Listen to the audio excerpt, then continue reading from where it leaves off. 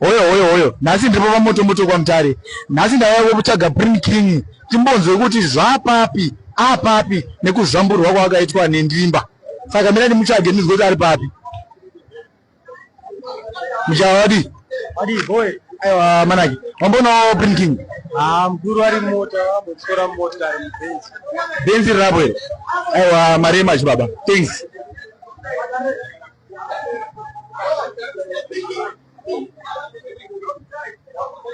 All right.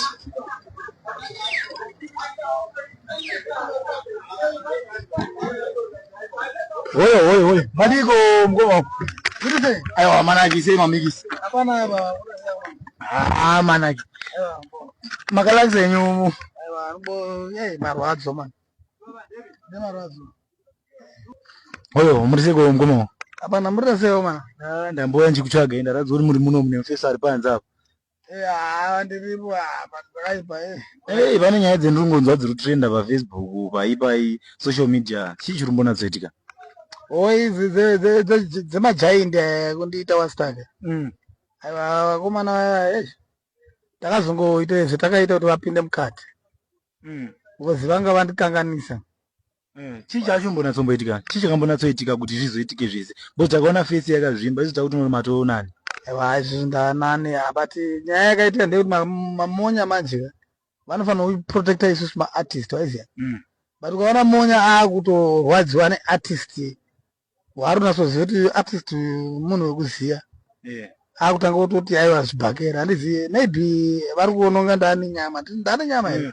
But ndinonzwa kuti pane imwe sosi yandakanzwa ndinonzwa kuti imi makatombozamaudzoserawo. Zvekudzosera kunyeba pari kubhaizika anonga ndakadzosera ndiye samkoma Prinking.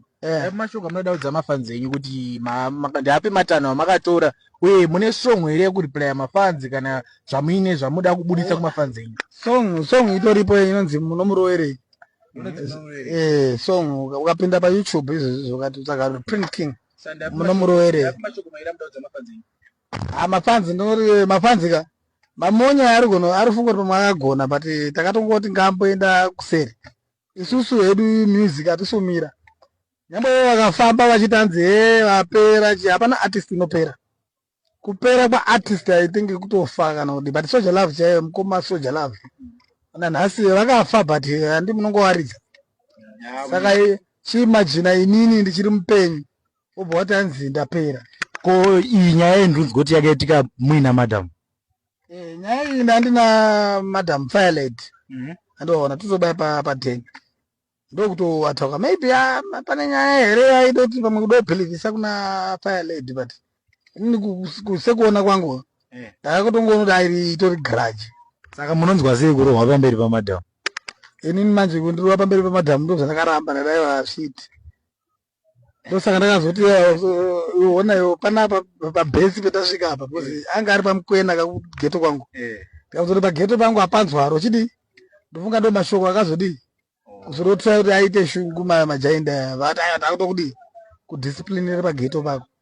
Okay, aiwa maita bomu koma wangu ni time yenyu.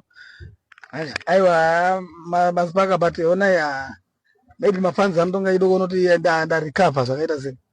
But at least thank you Zimbabwe ne love respect. Vese vakasimbisa vakataura kuti shoko rifambe bhosi vanhu vakazouyawo vachibatanidza kuti ndikwanise kurapwa. Bhosi zvanga zvisiri nyore. Ndofunga mafotos ekutanga makamaona nezvenanga ndakaitwa nevakomana but so far ndakukwanisa kuona iri ziso harondori kudii but at least ndaapa rinani. Saka new music mati anodziona papi pamaaccounts api? Ipapa mukangopinda paYouTube mukangosearcha Prince King munoona music yakasiyana ipapapo yamanje neyekudhara. PaTikTok muripo? PaTikTok tiripo, paFacebook tiripo. You using same name hero? Prince King honcho because mazona enda akuisa honcho kumberi. Honcho. Saka mungomangoti honcho Prince King honcho. Oyo.